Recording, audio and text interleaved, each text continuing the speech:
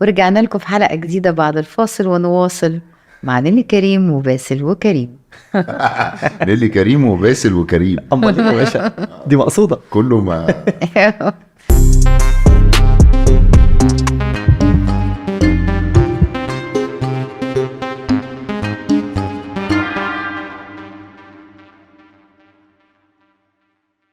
حلقة جديدة بس كده ايه يعني، ريحة الاستوديو ريحته حلوة والله العظيم، حاجة جميلة، حاجة كده اللي هو ايه، بحيرة البجعة، حاجة في حتة الرؤساء بيقولوا على عيونها جميلة، حاجة اوسكارز، حاجة فاين ارت، حاجة اللي هو ايه، رسومات اكيد مش كده. ده انا يا جماعة. جماعة نيلي كريم ايوه ويلكم. اخبارك ايه، عاملة ايه؟ انا كويسة. مرتاحة، القعدة حلوة، تشربي حاجة؟ لا انا كويسة. فوي فوي فوي. طبعا لازم نبتدي بالحاجة الهوت اللي بتحصل في السين اليومين دول. اوسكارز بقى، وبيقولوا قصة فظيعة، بيقولوا فيلم جميل. سمعت كمان انه حد كان كاتب القصة طالعة من قصة حقيقية او مقتبسة من قصة حقيقية. نبتدي بفوي فوي فوي، وبعد كده نبتدي بقى باحساس اللي هو لما كنتوا في صالة السينما وقالوا ان انتم مرشحين تخشوا الاوسكارز للافلام الفورين. نبتدي بالفيلم. الفيلم احنا صورناه بقالنا فترة.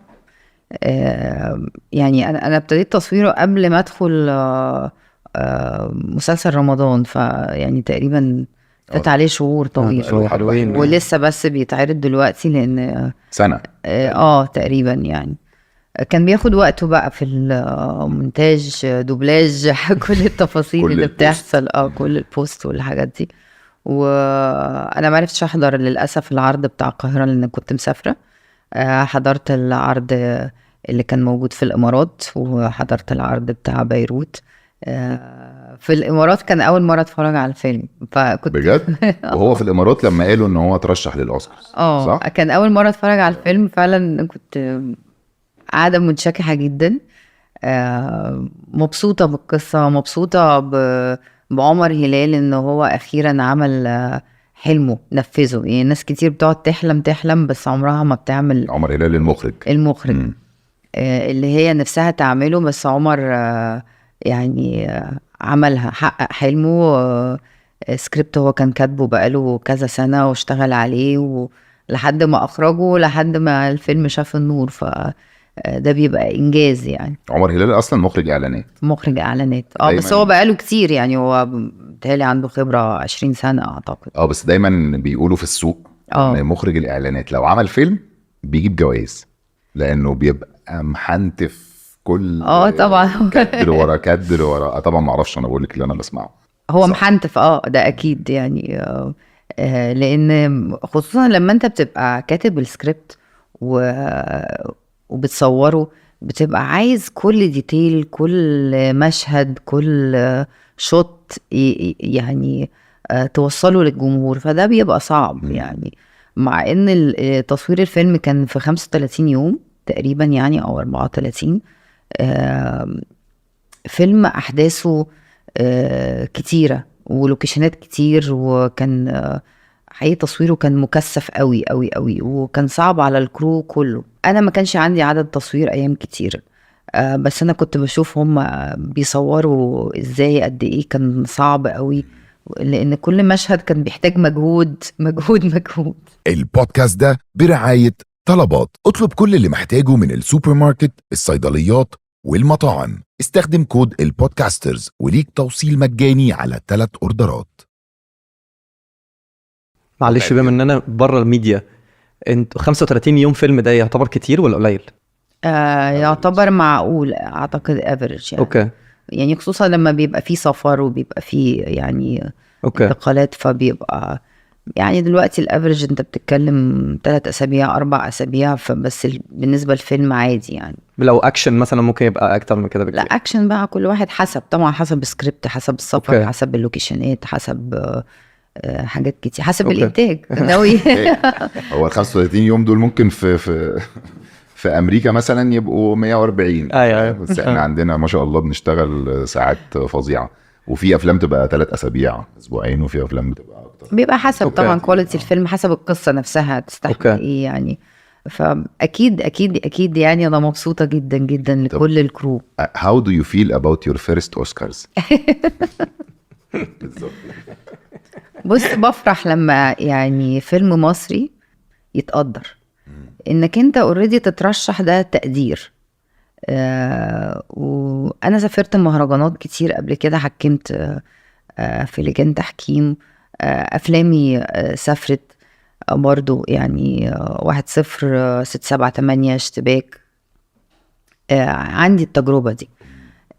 حقيقي بتبقى تجربة حلوة قوي، لان المهرجان او تقدير او انك انت تترشح لشيء ثقافي بيبقى عندك كده دفعة معنوية ان انت عايز تعمل افلام مش بس يشوفوها في الوطن العربي لكن كمان بره الوطن العربي. عندنا مواهب تستاهل ان هي تتشاف بره وتتقدر بره، فده بيبقى فرحتي. العفو. بجد يعني كومبليمون لذيذ يعني.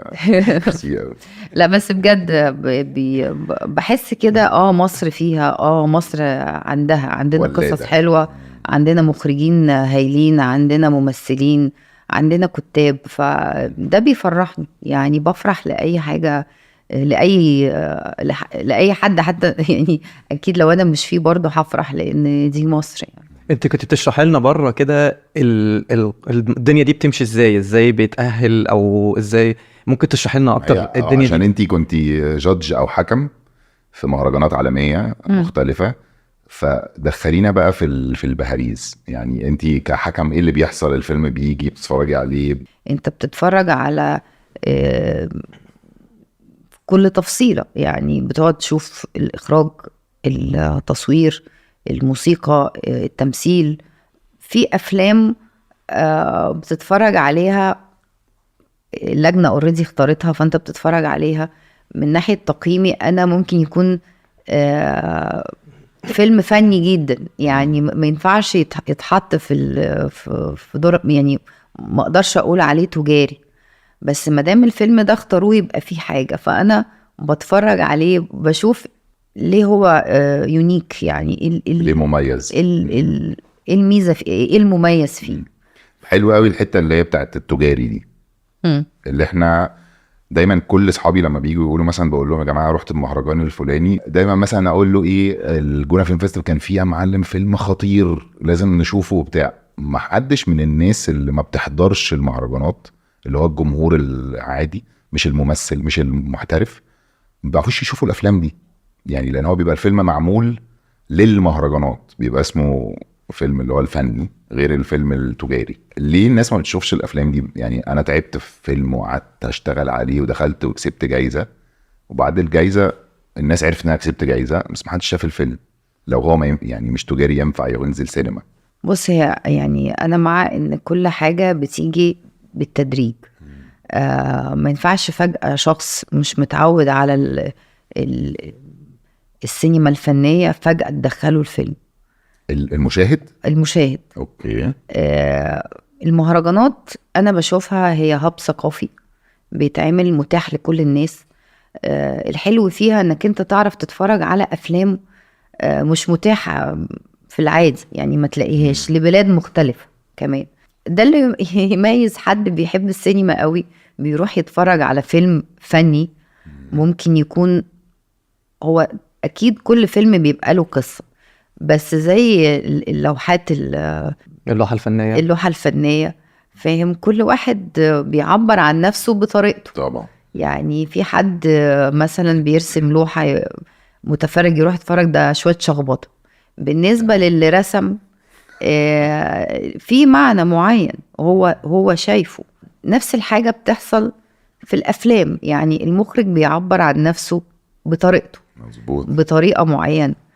هو مخرج اللوحة دي اللي هو العمل الفني اللي احنا بنتفرج عليه، ممكن تتقبله ممكن ما تتقبلوش يعني، دي حرية شخصية. عشان كده المهرجانات بتبقى متاحة لكل فعلا مخرجين، لكل القصص، لكل وجهات النظر. واللي غاوي فن وعايز يشوف افلام مهرجانات ممكن يروح المهرجان يتفرج، يقطع تذكره ويتفرج. بالتاكيد. وفي ناس كتير ما تعرفش كده برضو، بتفتكر انا ما كنتش اعرف الموضوع ده على فكره. انت ممكن اي حد يروح المهرجان. لا، اي حد بيروح المهرجان يتفرج على كل الافلام اللي انت نفسك فيها. انا بجد كنت فاكر ان المهرجانات دي اللي هو للناس اللي في الاندستري وبس، الناس اللي على الريد كاربت. لا خالص. لا يعني انا شايفه للشباب اللي عايز يتعلم اخراج، عايز يتعلم تمثيل، عايز يتعلم اي حاجه ليها علاقه بالمهنه، فرصه كويسه قوي انك انت تروح المهرجان وتتفرج على الناس بتعمل ايه، الناس بتعمل في مصر ايه، بره مصر ايه. يعني التعليم متاح للناس كلها، بس نركز في انت عايز تعمل ايه، ما تركزش بس على ريد كاربت ومين لابس ايه وعامل ايه ومين عمل ايه. ده فيلم يعني بالنسبه لهم، خلي بالك هو ده فيلم بيتفرجوا عليه. لا، المهرجان بيبقى قيمته اكبر من كده طبعا. بيبقى متاح ليك تتفرج على افلام من العالم، لمخرجين من جميع الجنسيات، لمواضيع مختلفة. ممكن تتفرج على فيلم ياباني، صيني، كوري، هندي، فرنساوي، روسي، أي فيلم يعني. وتاخد فكرة الناس بره وصلت لإيه، وإيه الأفكار اللي طبعا شغلاهم، هل أفكارنا زي أفكارهم، هل مشاكلنا هي مشاكلهم. ده تغوص بقى، ده في حاجات، في افلام كتير بكل الانواع والاشكال. حلو تتعلم وتتفرج على ثقافات مختلفه، ما تقفلش نفسك طبعا بس في مشاكلك انت وحاجتك انت. عندي سؤال بقى ليكي. انا كنت مره قاعد بتفرج على فيديوهات ليكي كده في انترفيو، كنت بتقولي ان اصلا التمثيل ما كانش حاجه اللي انت اصلا كنت يعني اللي هو في دماغك قوي انك هتعمليها. ده حقيقي. فجاه انت بقيتي دلوقتي بتحكمي في لجنه تمثيل وافلام. لما بتقعدي تفكري كده ازاي اصلا النقله انك من ما كانش ده اللي في دماغك وكنتي اصلا بتفكري ناحيه اكتر الفوازير وكده، ومره واحده بقيتي ايه ده، انا قاعده في لجنه حكام ومهرجانات وبشوف المخرجين. اكيد ساعات بتبصي وتقولي اللي هو ايه ده، ازاي اصلا ازاي حصل كل ده فجاه؟ بصيت لروحي فجاه وزهقت من المفاجاه.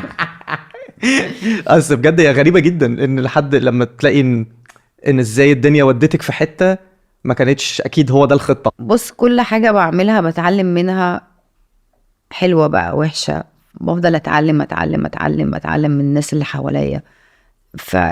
يعني انا ما بفكرش في اللي هو يعني ما بيبقاش عندي بلان معين انا لازم اعمل كذا عشان اوصل لكذا. انا بشتغل على نفسي، بشتغل على الحاجات اللي بتجيلي. كان تفكيري في الشغل. ساعات ابص اقعد اقول ده انا بقالي 20 سنه بمثل، عملت ايه في ال20 سنه دول؟ انا لو كنت بفكر من قبليها انا عشان اوصل لحاجه لازم، يعني ساعات الخطط دي ما بتنفعش، او معايا انا شخصيا ما بتنفعش. انا بالنسبه لي احسن حل ان انا اعمل حاجات بحبها، اشتغل اللي هو انا عايزه اعمل ايه، خطوه بعد خطوه بعد خطوه، ببص لدلوقتي، مش بقعد اخطط اللي بعدين. هي مدارس بقى، انت جوه الفلو زي ما بيقولوا. ده اكيد طبعا، كل واحد حر، كل واحد عنده مدرسه معينه ومريحاه. لو سالتني انت قدام كمان ما اعرفش، مش عارفه. شايفه نفسك فين كمان 5 سنين؟ كمان 5 سنين نفسي اخرج جدا، بحب. طب ما هو خطه اهي. طب اهو بتشتغلينا ولا ايه؟ لا بس انا ببص تحت رجلي، بس انا بشتغل يعني مش بقولك مثلا انا كمان 5 سنين هخرج. نفسي، انا نفسي عشان نفسي دي تتحقق انا بتعلم ان انا لما اشتغل فيلم او مسلسل بحب ساعات اقعد على المونيتور جنب المخرج، مش عشان اشوف مخرج بيعمل ايه، لا عشان اتعلم منه. ساعات كده اقعد مثلا في مشهد بيخرجوه، فالمخرج بيخرجه طبعا، فانا بقول لنفسي طبعا ده حديث داخلي، طب انا لو هخرج المشهد ده هخرجه ازاي؟ فقاعده بفكر كده، بقعد اتعلم انا هعمل كذا، او الميزانسين اللي انا هعمله كذا بالطريقه دي، او الشخصيه دي. كل دي احاديث بتحصل جوه دماغي، وبحب اسال المخرجين اللي انا بشتغل معاهم على تفاصيل، طب دي ليه كذا، طب دي ليه كذا، دي ليه كذا. بس طبعا يعني مع المخرجين حبايبي اللي مش هيفهموا ان مش هيفهموني غلط. انا مش قصدي اضايق حد او يعني، لا انا بسال، يعني بحب اسال، بحب جدا مديرين التصوير، بحب اعرف طب ليه هو واخد الزاويه دي، مش يعني الاضاءه دي او مش الاضاءه دي، بحب اعرف، بحب بحس اشوف الاضاءه دي اكتر طبعاً، حاجه معقده في عالم التصوير. الاضاءه صعبة بتديلك جداً. المود بتاع المكان. المود بتاع المكان، احساس الزمن، في تفاصيل كتير، الديكور، الملابس، المكياج، المخرج بيبقى لازم يكون ملم بكل التفاصيل دي بيها كلها يعني. مرة واحنا بنصور في مسلسل عملة نادرة، ف مندو العدل عارف ان انا عندي الحتة دي، فقال لي روحي اخرجي المشهد، فقلقت جدا جدا جدا. كان مين اللي بيمثل بيه؟ كنت انا فيه اكشلي، قال لي طب قولي لي هتحطي الكاميرا ازاي خريج المشهد اللي انت بتمثلي اللي انا فيه. هو أوكي. كان مشهد صغنطوط يعني، فانا قلقت فجأة، قلت له انت بتكلم بجد؟ فقال لي اه. قال لي روحي شوفي هتحطي الكاميرا فين وهتعملي ايه والميزانسين بتاعك ازاي. تقريبا عملته يعني، بس طبعا كنت قلقانه جدا ان فجأة عارف مفيش مقدمات ولا حاجه، قال لي روحي. ده اللي هو البوب كويز اللي هو بيخش المدرس فجأة في امتحان النهارده في امتحان النهارده. فسألت طبعا، هي كنت مبسوطه يعني بصراحه. شكرا يا مندو.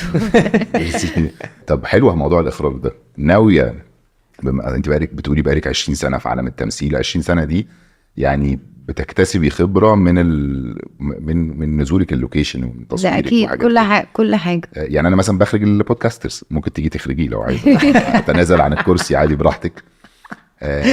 بس الاخراج اللي انت بتتكلمي عليه ده حاجه كبيره جدا. ناويه تحاولي تشوتي كده، تجربي بالخبره اللي اوريدي اللي انت اكتسبتيها من انك قاعده جنب ده وجنب ده على الشاشه على المونيتور، ولا ناويه تاخدي كورس سريع كده ورشه؟ لا لازم اخد كورس، لازم اخد كورس، وعندي سكريبت بكتبه لسه في بدايته. لا ده انت اللي بتكتبي. كتابة انت داخله في الموضوع جد. ننتج بقى. لا وقالت لك في الاول انا ما بخططش. عامله خطه استراتيجي خزعبليه. لا عندي فيلم فكرتي، البطل والحصان. حصان بجد؟ حصان. ايه ده؟ هتجيبي الحصان ده منين؟ هي قصة كده يعني عجيبة شوية، كانت من تأليفي وانا حبيتها قوي، وقلت اول فيلم هعمله ده صعب، مع ان الشغل مع الحيوانات بيبقى صعب جدا. فيلم طويل ولا فيلم قصير؟ يعني هو بالنسبة لي طويل، هنشوف بقى في وقت البروسيجر هيحصل له 3 دقايق بس. انا وقت البروسيجر هيحصل له ايه. بس هو فيلم طويل. بطل حصان. طب في بني ادمين؟ في ولد صغير. فدي حاجات انا كل دي احلام نفسي اعملها، بس ما عنديش، ما اعرفش يعني، مش عارفه الدنيا هتوديني لفين يعني. ان شاء الله تودي جاي موديك في حته حلوه قوي ان شاء الله، في حته احلى. بس انا بحب الفن يعني. حتى يوم من الايام لو حصل ما مثلتش او مش عايزه اشتغل، هكون موجوده في الفن برضو بشكل ما. ان انا قدام الكاميرا اصنع مشاريع، افكر في افكار، في حاجه. انا بحب الفن، بحب الكريشن يعني، ان انا اصنع حاجه حتى ولو حاجه صغيره يعني. بتعرفي عندك اي هوايات تانية في عالم الفن؟ بترسمي، بتلعبي مزيكا؟ برسم، بلعب موسيقى. انا خريجة كونسرت. كل حاجه في ايه؟ لا انا خلاص برسم، بلعب مزيكا، بلعب باليه، بمثل وداخل اخرج وهنتج وبكتب وجايب حصان هعلمه ام فاهم اللي هو. لا انا خريجة خلصت في روسيا مدرسة بيانو 7 سنين يعني زي كونسرفاتوار، فدارسة سولفيج وميوزيكال ليتريتشر، يعني عندي فكرة كبيرة يعني عن لا دي ما اسمهاش فكرة، عن الموسيقى يعني. ف انا اخويا خريج كونسرفاتوار، بيلعب بيانو وكلارنيت وساكسفون، بس هو دكتور سايكايترست، دكتور نفساني اصلا. بيلعب للمريض دلوقتي. ساعات بيبقى فيه ميوزك ثيرابي يعني للاطفال، وفي ارت ثيرابي كمان. في ارت ثيرابي. فاحنا يعني احنا مش عيله فنيه خالص. مامتي كانت مدرسه، وبابايا كان لا مدرسه عاديه، مدرسه اطفال، وبابا كان مهندس. بس امي كانت بتحب الفن قوي، ف احنا ابتدينا، كنا عايشين في اسكندريه، فماما ودتنا كونسرفاتوار كان في اسكندريه. اخويا ابتدى يلعب كلارنت وانا ابتديت باليه، كان ساعتها عندي 4 سنين. وبعدين لما سافرنا روسيا ماما ودتني بقى ناخدها بقى من الاول. لا كده انا احب القصص دي بقى. ربع لي بقى كده. ربعني. خلاص بقى سيبك بقى من الاخراج والتمثيل والحاجات دي، خلاص دي الحاجات اللي هي ايه قناه تانية اتكلمنا فيها. اوكي. بوش بقى على البودكاست. احكي لنا بقى من زمان، انت اسكندرانيه مولوده في اسكندريه؟ انا مولوده في اسكندريه بس بابايا من الشرقيه ومامتي روسيه. الشرقيه والروسيه. بابا كان بيدرس واتعرف على والدتي كان بيدرس في روسيا. بيدرس في روسيا. وبعد كده اتعرف هناك على والدتي وجم على مصر. وانا عندي اخ اكبر مني، اخويا درس كلارنت وسكسفون وبيانو. وخلصنا الدراسه العاديه، بس اخويا خلص قبلي فجي على مصر عشان دخل كليه طب اسكندريه. وانا سافرت القاهره لان انا كان حلمي اني اكمل في الباليه، فدخلت اكاديميه الفنون معهد الباليه قسم اخراج باليه.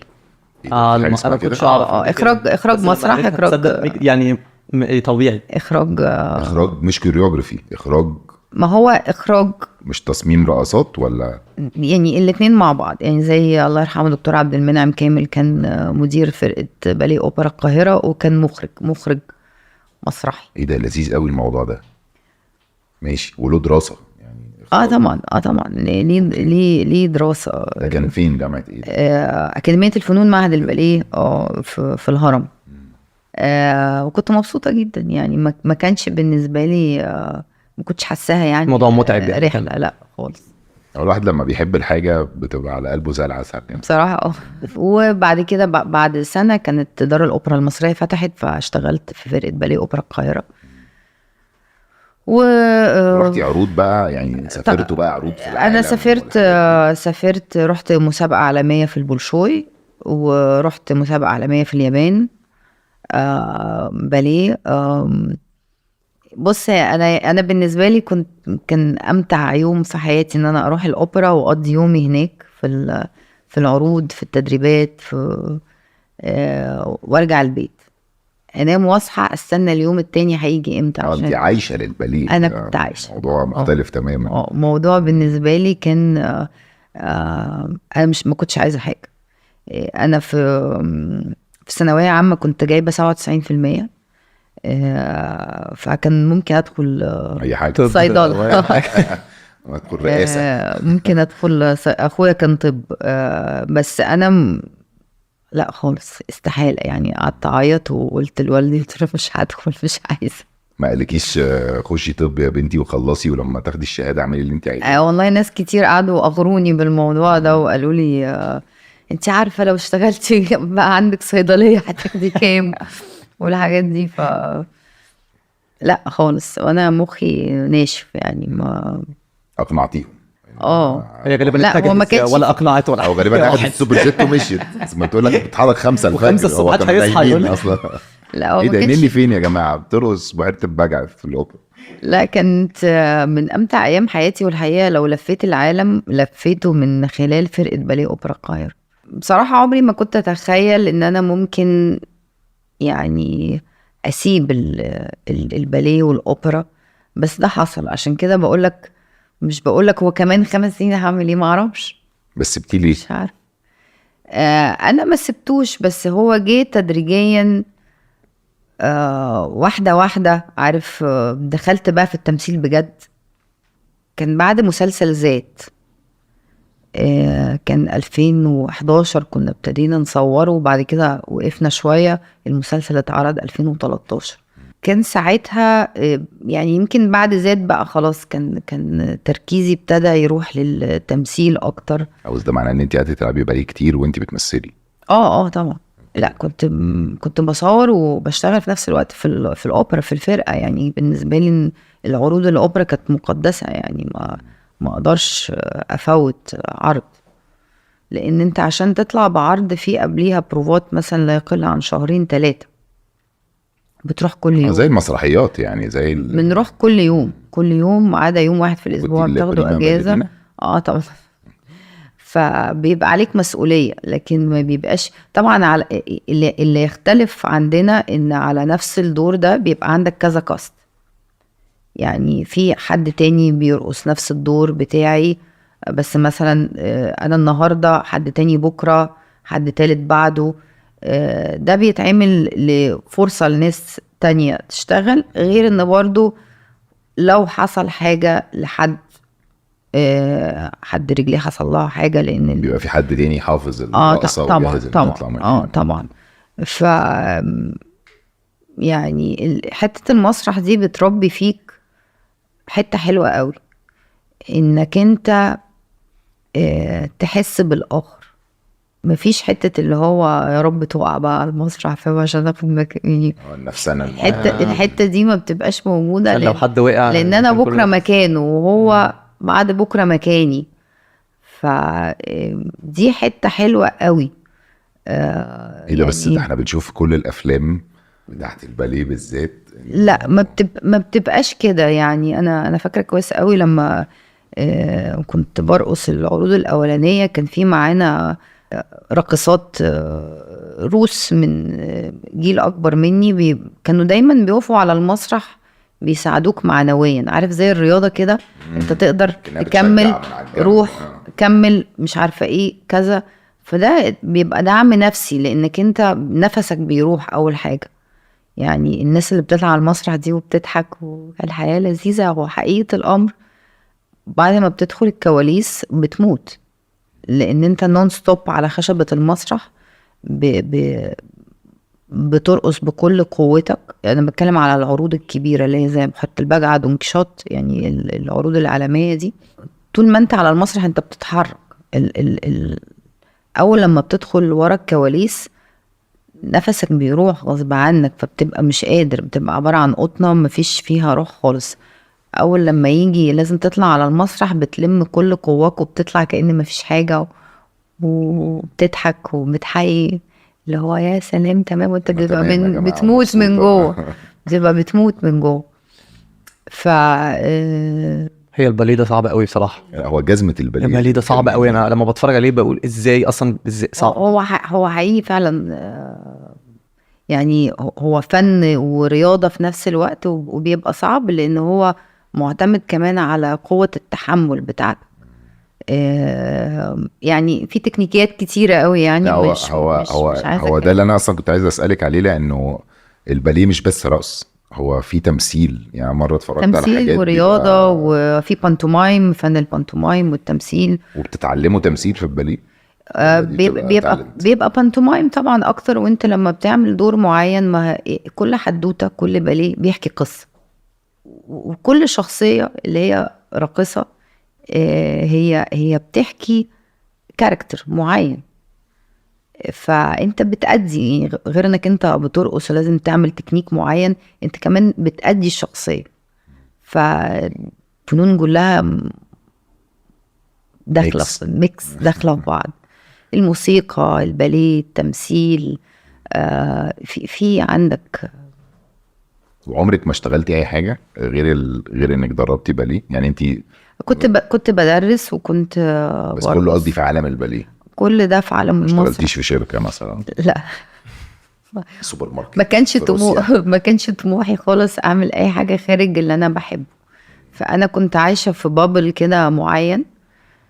يعني انا بالنسبة لي هي فيري تيل يعني. وكل يعني انا بعتبر كل الناس اللي تبقى محاوطة بالرياضة مثلا او فن معين، هم عايشين في عالم بتاعهم خاص بيهم. لما بيطلعوا للعالم الخارجي بيتعبوا، ما بيعرفوش يتعاملوا مع هل ده بسبب انه طول اليوم هو ما بيفكرش في حاجة تانية غير كده؟ ممكن يكون انت بتصنع العالم بتاعك. فالعالم بتاعي كان حالم جدا. وعالم طيب، عالم بيفكر في حدوته. اللي هو اقدر ازاي اعمل العرض ده باحسن شكل، افكر في الفستان اللي انا هلبسه للعرض، افكر في في اللوحه دي كلها. في اللوحة دي، افكر في الموسيقى، افكر في فهي حياة محاوطة بالحاجات الجمالية اكتر ما هي محاوطة بالواقع المؤلم. حاجه جميله جدا. فهي نرجو ان احنا هي حاجة نعيش حلوة، بس في نفس الوقت هي حاجة صادمة، لان انت لما بتخرج للواقع بقى صدمه الحياة بقى، خد في وشك بقى. دي اللي هي آه. فوق فوق. انزل الارض الواقع. يعني انا فاكره كويس قوي، وانا كنت وانا صغيره واقفه على محطه السوبر جيت اللي هي بتودي اسكندريه، وقاعده مستنيه الاتوبيس لما يجي يوديني، وانا حقيقه الامر انا قاعده في المحطه، بس انا مخي شغال في موسيقى معينه لباليه، وبرقص جوه دماغي فانا مش مع الناس. انا مش مع ده لو الناس محطه دي، الرمل مثلا حاجه كده انا مش مع الناس دي خالص. ومعايا كتاب عن تاريخ فن الباليه مثلا، او عن أو عن حاجه رواية معينه. انا معينة. امي عاشقه للكتب، ودايما كانت بتشتري لنا كتب ليها علاقه بالفن، فدايما لازم هي كانت بتحقنكوا فن غالبا.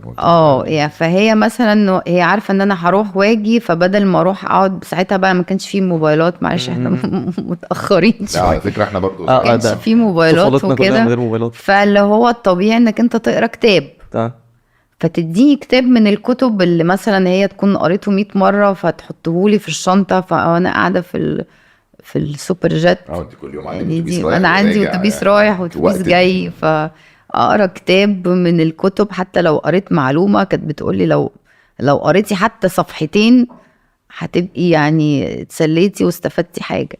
الدنيا بره بتضرب تقلب، وفي السوبر جيت وانت قاعده ماسكه الروايه وتسخن تقوم ترقص مره واحده. فأنا في حتة، كنت في حتة تانية خالص. بس هي عامه هو عالم لذيذ بصراحه يعني. هو عالم متخيله. مختلف، وانا موازي على اسمه عالم يعني موازي فعلا. هو عالم موازي وعالم حلو. انا بصراحة مش ندمانة، يعني انا اتصدمت بالواقع بعد كده، بس ستيل عندي لسه الحتة الطفولية الحالمة لو عايز اهرب اللي بهرب بيها من الواقع. لذيذ جدا. عيشتكم انا في حتة ايه ده؟ لا، لا، ما هو انا سرحت أصلاً- معاكي اسف. هو انت مش عايشتينا، وانا دلوقتي شايف فاهمه في البينك طاير لا انا ندمان على طفولتي بس بينط على سحاب ابيض، انا باكل سندوتش بقى في الاتوبيس. طعميه بينقط مايونيز على البنطلون وحاجه. يعني عايزه اقول لك حاجه. انا لما بقعد في النادي مثلا، فبنات كتير بيجوا يسلموا عليا وهي داخله عليا من بعيد، ببقى عارفه دي باليه ولا جمباز ولا ماشية سباحه باليرينا. ولا اي حاجه. فتلاقي البنات كده بيجوا كده، ببقى مبسوطه قوي بيهم، لان هم بيعملوا حاجه مختلفه بتبعدهم عن كل الحاجات الواقعيه الوحشه اللي موجوده في الزمن عموما. فبحيي جدا الاهالي اللي بيصروا يودوا اطفالهم حاجه معينه. انت اطفالك بيلعبوا باليه؟ كانوا بيلعبوا بس عندي الولاد كانوا بيلعبوا بيانو، وابني الصغير بيرسم. طب انت مع الولاد ان هم رسام. يلعبوا باليه؟ اكيد معاك. الولاد الشباب يعني ليه لا. أكاديمية الفنون على فكرة، معهد الباليه في كتير قوي من الشباب والولاد. وعايزة أقولك الولاد كمان أحسن يمكن من البنات، في منهم كتير قوي بيكملوا برا مصر، يعني في أوبرا ألمانيا، في أوبرا ميونخ، فرنسا، في بس بحس دايما أمريكا. التيم بيبقى فيه ولد او ولدين والباقي كله لا بيبقى فيه ولاد الأفلام. كتير راقصين. هي طبعا حاجة اللي هو ولد بيلعب باليه، هو مش بيلعب باليه، لابس توتو لا يعني لا دي سكيرت اسمها توتو بجد.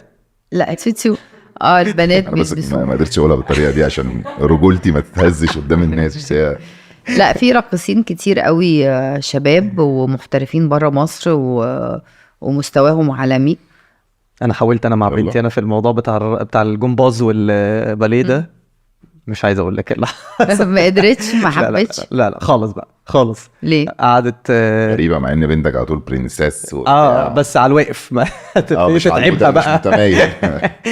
بص انا مع ان الطفل تجرب معاه كل حاجه، ما ده وفي اللي أنا الاخر بعمله. هو في الاخر هيقرر هو حابب يعمل ايه. هل حابب يلعب نوع رياضه معين، موسيقى، رسم يعني. وانا عمال ازقها دلوقتي رسم وهي حابه الرسم قوي، فدي حاجه عظيمه يعني. وجيم بعد كل ده خليتها تجرب كل حاجه، وفي الاخر بتحب تروح الجيم. جيم ايه بتشيل يعني؟ جيم قنابل يعني؟ جيم ممكن زي ما تسألنيش في ليه؟ موضه لحظه يا بنتو عندها بنات 6 سنين. بنات كتير لحظة. دلوقتي بقت تحب قررت تروح تلعب الجيم. كوره يعني. مفيش ده مشكلة يا ده فندم، بقى كورة. منتشر تلعب جدا. كوره دي رياضه، لكن تلعب جيم والله. عندها 6 سنين. عارف ليه ايه؟ لا؟ مبسوطه من المود، بتروح تلاقي مزيكا عاليه وناس عماله تتنطط فهي لا. بتندمج وطلع تجري بقى في عايزين وسطهم بقى. دكتور نفسي بسرعه بتاع اللي هو الاطفال او الارتر. بسرعه بسرعه بسرعه، الحق بس هي طالعه لي يعني يعني تخلف عقلي. دي مشكله، لو طالعه لك يبقى محتاجه دكتورين نفسيين. عندك الارت والفاميلي. الحلقه اللي جايه. بعد اذنك. ورجعنا لكم في حلقة جديدة بعد الفاصل ونواصل مع نيلي كريم وباسل وكريم. نيلي كريم وباسل وكريم، امال يا باشا دي مقصوده. كله ما انا الحقيقه انا معجب على فكره بالقعده دي. انا حسيت انا الحقيقة بس غيرت أسف لهم القعدة، ما اعرفش، ما ارتحتش كده. قلت لهم خليني اقعد في النص عشان بس اعرف إحنا عندنا اتكلم دايماً يمين شمال. لا بقى فالمهم هي قالت لي ان انا الناحيه دي احلى بكتير من الناحيه التانية، فانا قلت ان انا اقعد هنا عشان انت عشان تبقى بس بقول لك احنا كل ما بنقول دايما افينا وباسل بنقول قايلين انت اخويا يالا وبنسلم على بعض. كنت عايزة اكلمك على لقيت الطاقة الملحية دي. نتكلم عن الطاقة. هل في ناس كتير قوي بتصدق في الطاقة، في صح. الطاقة، في علم الطاقة عموما في يعني. الطاقه. انا بصدق ان انا ممكن ادخل مكان والاقي ناس طاقتها مش عجباني اخرج منه. الاقي الفايبز بتاعتهم مش بتاعتي، مش لعبة. مش لعبة. ما اعرفش يعني. طاقه الانسان طاقة الانسان. في ناس كده. ايوه في ناس بتقفل. هم ما عملوليش حاجة يعني، بس بحس ان لا الاكسجين اتسحب من الأوضة. طب ويا بحس ترى كده. الاكسجين في الاوضه دي ايه؟ عشان ابتديت احس كده. لا هو لسه موجود. الحمد لله. اصل الوهله كده قاعد عمال افكر في كلامها، بخش المكان الاقي الطاقه بتاعت الناس مش عاجباني، اخرج من المكان. ساعات بتحصل يعني. تحس كده، عارف زي ما يقولوا اليوم النهارده مش ماشي حلو. فهي مشكله في اليوم ولا فيك ولا في المكان اللي انت روحته ولا ايه بالظبط بيحصل؟ صحي على الناحيه الغلط. بس هو فعلا في حاجه غريبه جدا ان انت فعلا بتخشي ساعات ناس ممكن الواحد ما يفتحش بقه، بس تخشي مكان كده تحسي اللي هو انا مستريح له او مش طايقه. انت ايه يلا؟ ما تفهمش ليه مش معايا. هو كده خبط. وفي ناس ساعات بيبقى وشها مش مبسوط، فتبتدي تتكلم معاها تحاول تفرفشها وكده، تلاقي برضه طب ايه بقى مش وبعدين فتلاقي هم طبيعتهم كده يعني. طب انت في يومك اليومي لسه بترقصي وكده؟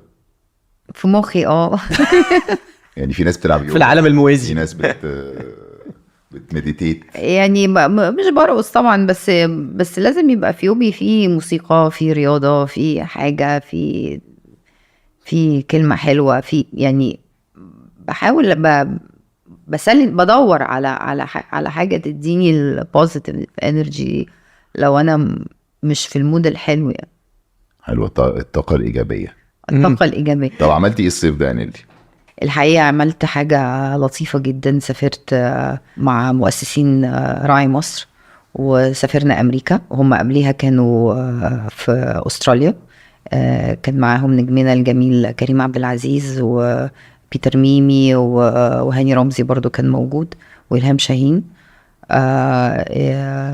في تبرعات من كل الناس اللي عايشة خارج مصر لمؤسسة راعي مصر. مؤسسة راعي مصر مؤسسة مهمة جدا، بتعمل خير كتير قوي للناس في الصحة، في التعليم، في السكن اللي هم تحت خط الفقر. فدي كانت حاجة كويسة قوي، وحسيت بأهميتها ان احنا نساعد بعض، وزي المصريين اللي خارج مصر فعلا حابين وبيساعدوا وبيعملوا شغل كتير قوي. وغير كده بقى بصراحه خدت اجازه. ايوه انا اصلا كنت بسال على الاجازه، كنتش اعرف ان في أخدت- حاجات خيريه. اخدت اجازه بالمره بقى، قلت آه. مادام سافرت قلت يبقى اديها في نيويورك اجازه. برضه في نيويورك؟ قعدت في نيويورك وقبليها، وبعد كده رحت اسبانيا وقعدت شويه بقى. قلت انا استاهل ان انا اخد لنفسي اجازه مره من نفسي، لان بقالي سنين طويله قوي شغل شغل شغل، بدخل من مسلسل بعد كده بعمل حاجه تانية. لا وانت كمان في كام سنه ورا بعض كانوا كآبه يعني. انا مش عارف انت ازاي كنت قادره تبقى عماله تقولي طاقه ايجابيه الطاقه ايجابيه وبعدين فحسيت ان انا محتاجه اجازه الحقيقه فاخدتها. انت عاده بتعملي ايه في الاجازات؟ بحب اروح اي مكان فيه بحر. بس بعد سلام. السفر ده كله بصراحه مفيش اجمل من البحر بتاعنا. على فكره ايوه ده بجد. بجد ده بجد تهريج. انا مش- سافرت مش مثلا تهريج. يمكن 48 بلد لحد دلوقتي، انا مجنون سفر. مفيش احلى من البحر بتاع مصر. البحر الاحمر ده حاجه تانية الاحمر والابيض. الاثنين جنب والابيض. الاتنين. لا، بس انا طبعاً. بحب انا مع بحر الاحمر أحمر. اكتر. كده برضه. بحب البحر الاحمر اكتر لان فعلا مفيش اجمل من بحرنا، ولسه في اماكن كتير قوي انا ما رحتهاش ما زرتهاش وعايزه اروحها. عايزه اروح وادي الجمال، يعني عايزه اروح المنطقه البعيده شويه اللي هي بعد كمان الغردقه بس الحتت اللي فيها بحر برضو ولا والحتت اللي فيها بحر والحتت الجبليه. مصر رحتي الواحات مصر بقى جميل. لسه ما رحتش، والصحراء عمري ما رحت السوداء سيوه. والكريستال. عمري ما رحت سيوه للاسف، فعايزه اروح. دي من الخطط الجايه يعني يبقى نصور بقى. في سيوه. بصي بقى، نصور الفيلم بتاع الحصان في سيوه في سيوه. نخبط بقى ايه عصفورين بحجر. هو تقريبا هو هناك يعني، بس تمام صدق. قريت افكاري انا سايبانك. بيتدرب على التمثيل.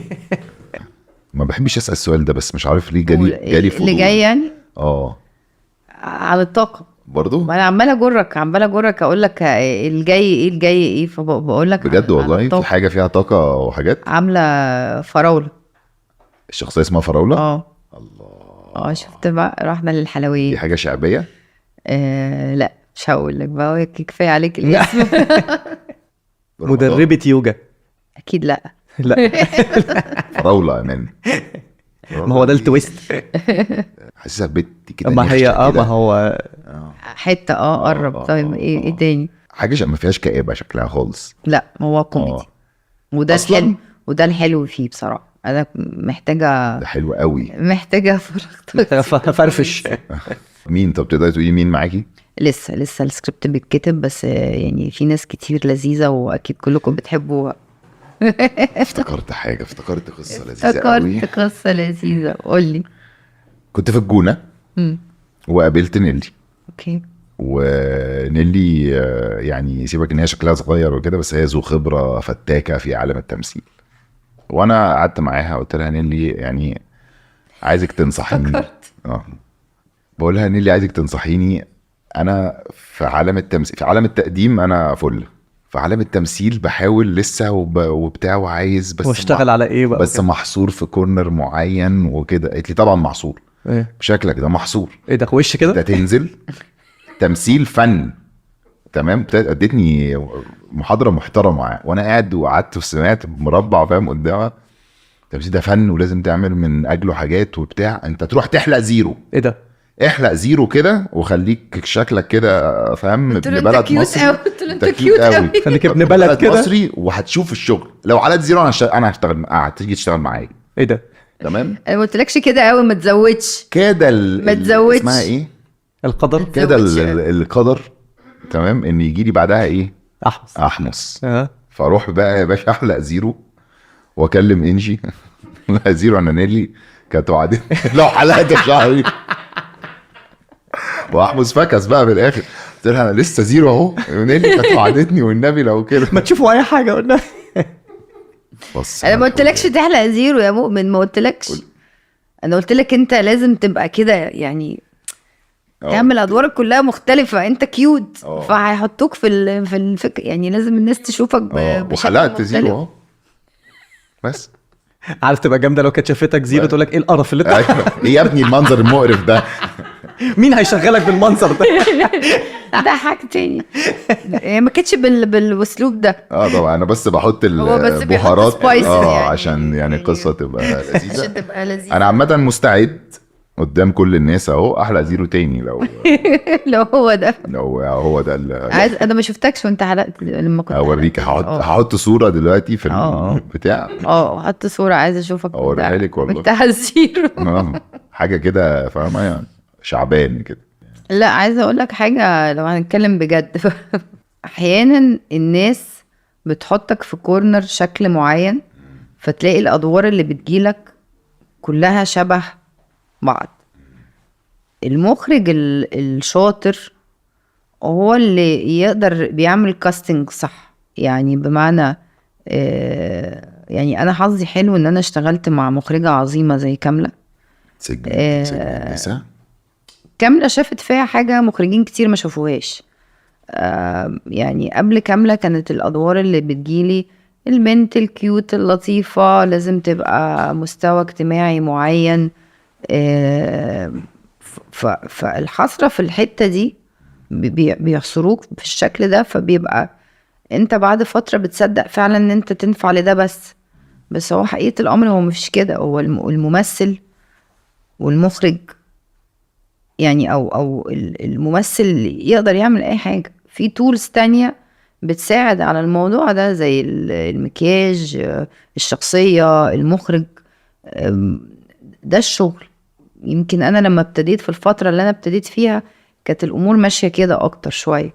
انا بحس ان مش قصدي حاجة طبعا خالص، بس بحس ان بيبقى فيه كسل خفيف كده اللي هو دور واحد مثلا بيخون مراته وبنات كتير بيحبوه هات لي واحد حليوة قوي. لو واحد بلطجي مثلا هات لي واحد بيبقى فيه تايبس كده ستيريوتايبس معينه نحلق ونعمل وميك اب بالظبط. بيبقى فيه ستيريوتايبس هو ساعات مش بيشوفوه. فالمخرجين الجامدين رأيي هو ده اللي بيغير الشكل من حد لحد.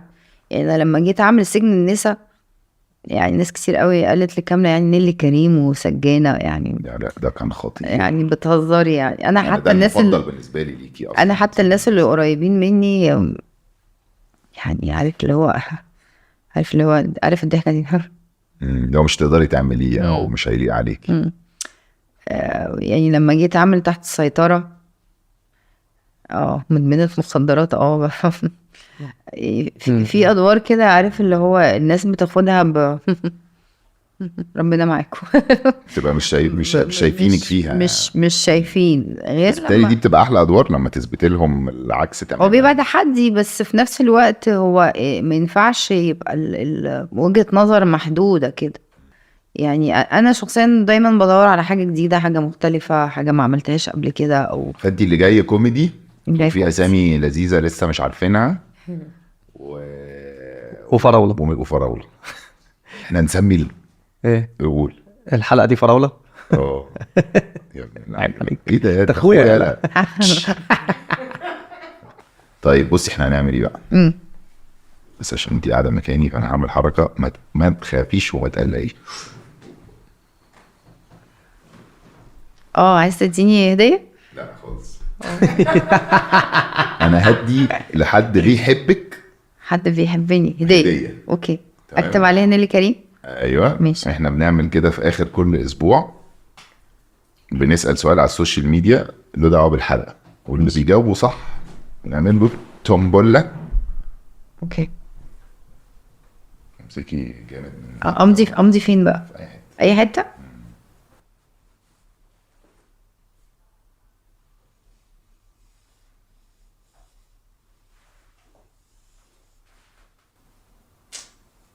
فنانة خطاطة يا ابني خطاطة.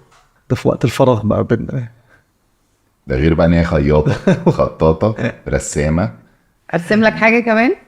مفيش حاجة بالروسي. نيلي كريم برضه. طب ارسمي ده. ارسم.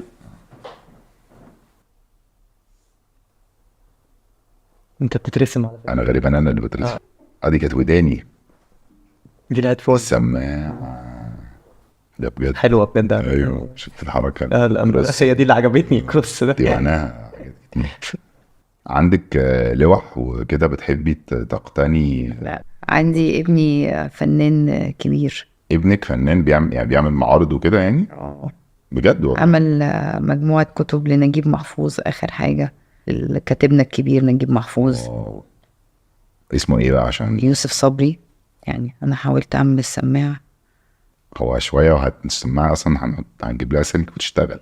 ممكن نعمل لها السلك. اوكي، اتفضلوا. يا جماعة اللي على هيكسب الشاشة. التيشيرت دي او مش بجد هيكسبها. محظوظ انا يعني. بفكر بقول لك ايه، انا بفكر ما نكسبهاش لحد، بفكر نبيعها. انا بفكر بجد. طب احنا هناخد صورة مع بعض بقى. نقول لكم باي باي يا جماعة. والحلقة دي تعرفوا ان احنا وصلنا، بس نيلي كريم كانت هنا بس. يلا قربوا، يلا بينا.